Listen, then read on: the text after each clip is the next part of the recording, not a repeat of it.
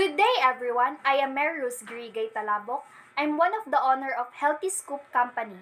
I'm the first presenter of today's discussion. So let's start. Fresh veggie ice cream is a soft ice cream that is flavored with fresh vegetable.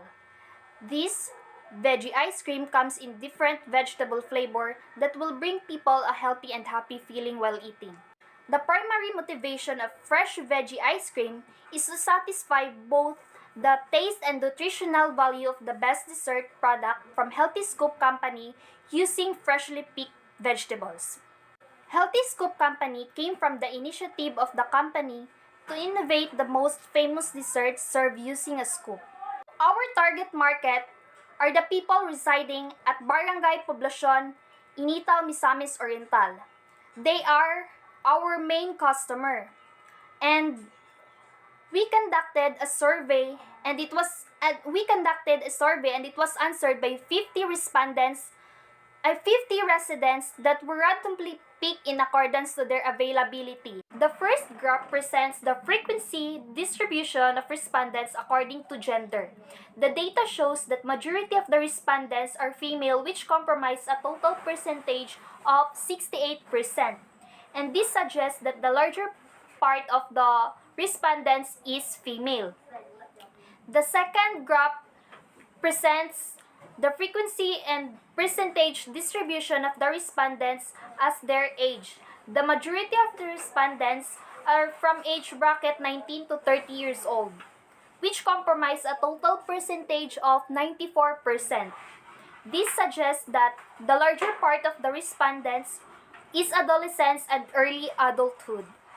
The third graph presents that 78% of the respondents responded that they eat ice cream once a week. This entails that most of the respondents consumes ice cream once a week. The fourth graph presents that all of the respondents would purchase vegetable ice cream if it is available in the vicinity. The fifth graph presents that 64% of the majority of the respondents are willing to spend 20 pesos for a cup of vegetable ice cream. Lastly, the sixth graph presents that 46% of the respondents are willing to buy 1 cup of vegetable ice cream in a day. Demand analysis. According to the table above, the price of 20 pesos has the highest number of vegetable ice cream demanded with a total of 301. Marketing mix. Our company name is Healthy Scope Company. Our product price is 20 pesos and our distribution strategy is direct distribution. Our promotional strategy are through social media, word of mouth, free taste. And each of the member of this partnership contributes 500 pesos.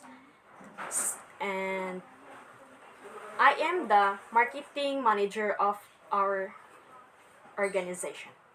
The steps in making fresh veggie ice creams. First is preparing all the ingredients. Second, peel and boil the vegetables.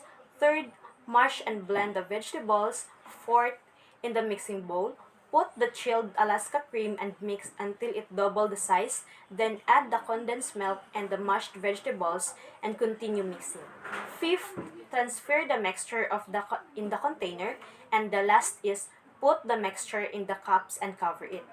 Our business is located at Purok 2, Initaw, Misamis Oriental, in front of Initaw National Comprehensive High School and along National Highway. The materials and tools needed in production are electric mixer, spoon, fork, blender, casserole pot, and ladle. Raw materials. Our direct materials are Alaska cream, condensed milk, moringa oleifera, squash, carrots, and a pinch of salts. And our indirect materials are table napkin, salad cups, ice cream spoon, and firewood. In terms of labor requirement, the business will need 2 workers, a cook and an assistant or packer. They will be required to work 3 hours every day with a calculated daily rate of 118 pesos.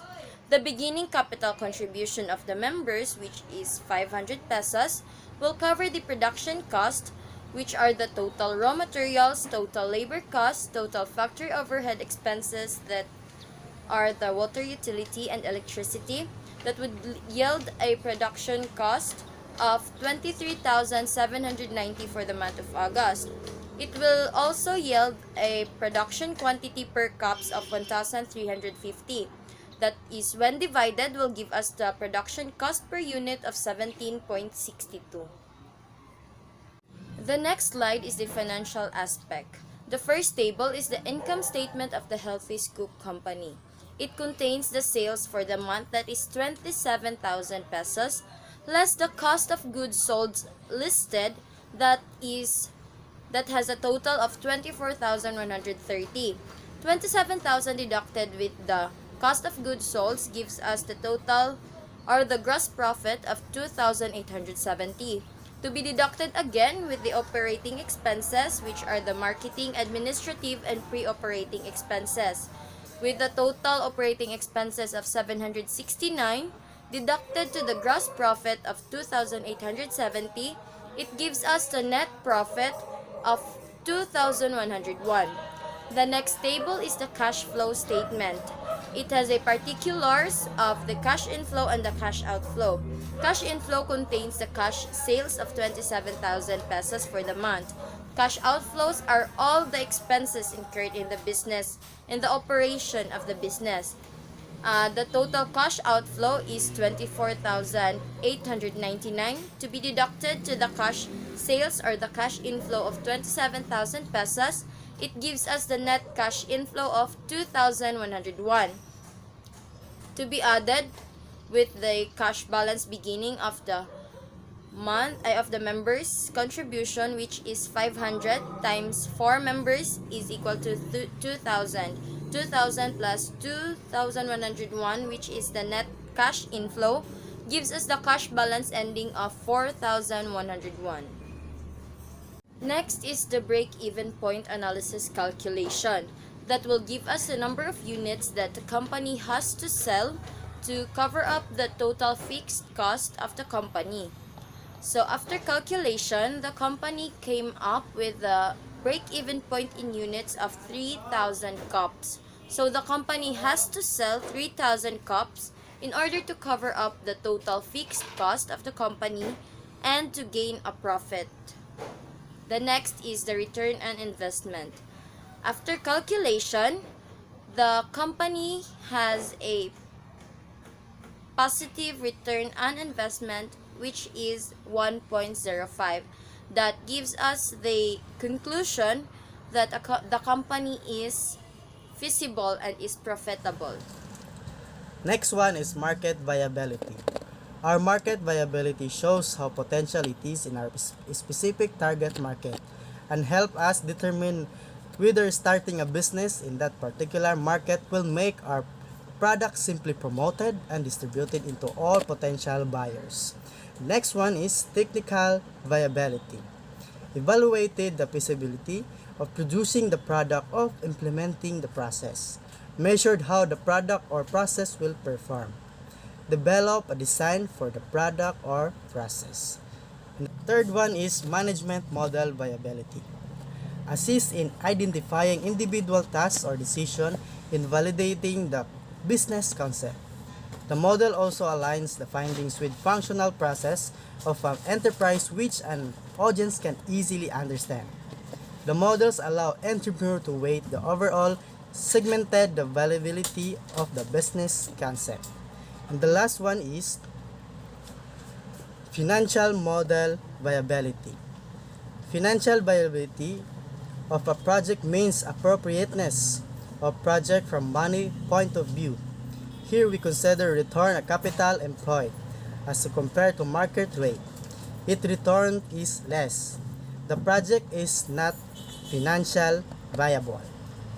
So the recommendation.